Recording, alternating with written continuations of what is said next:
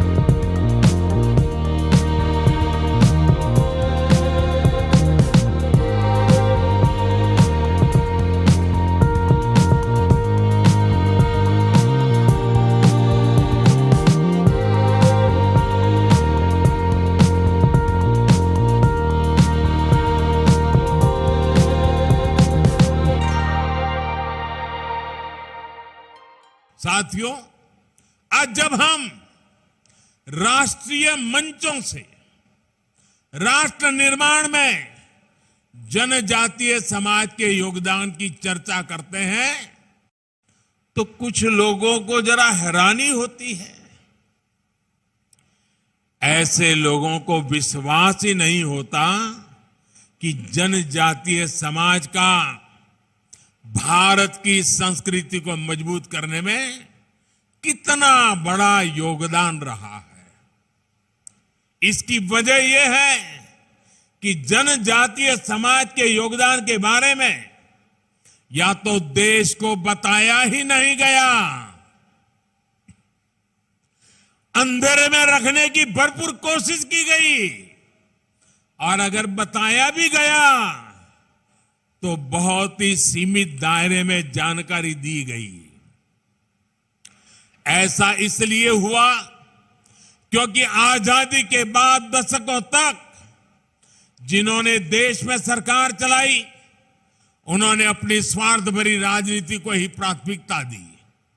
देश की आबादी का करीब करीब 10% होने के बावजूद दशकों तक जनजातीय समाज को, उनकी संस्कृति, उनके सामर्थ्य को पूरी तरह नजरअंदाज कर दिया गया। आदिवासियों का दुख, उनकी तकलीफ, बच्चों की शिक्षा, आदिवासियों का स्वास्थ्य उन लोगों के लिए कोई मायने नहीं रखता था। साथियों, भारत की सांस्कृतिक यात्रा में जनजातीय समाज का योगदान अटूट रहा है। आप ही बताइए, जनजातीय समाज के योगदान के बिना क्या प्रभु राम के जीवन में सफलताओं की कल्पना की जा सकती है? बिल्कुल नहीं। वनवासियों के साथ बिताए समय ने एक राजकुमार को मर्यादा पुरुषोत्तम राम बनाने में अहम योगदान दिया है। वनवास के उसी कालखंड में प्रभु राम ने वनवासी समाज की परंपरा, रीति रिवाज, रहन सहन के तौर तरीके, जीवन के हर पहलू से प्रेरणा पाई थी। साथियों, आदिवासी समाज को उचित महत्व ना देकर, प्राथमिकता ना देकर पहले की सरकारों ने जो अपराध किया है, उस पर लगातार बोला जाना आवश्यक है। हर मंच पे चर्चा होना जरूरी है।